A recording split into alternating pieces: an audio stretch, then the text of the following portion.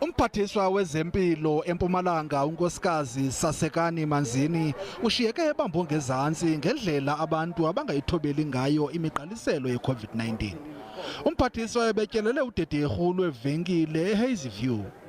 Ukunxitywa kwemaski nokuqelelana kukhangeleka ngathi iseyinto enzima kwabaninzi. Kuyashisa kakhulu ngendlela esimanga angicabangi ukuthi iCorona ingasithikameza ngalendlela kushisa ngayo.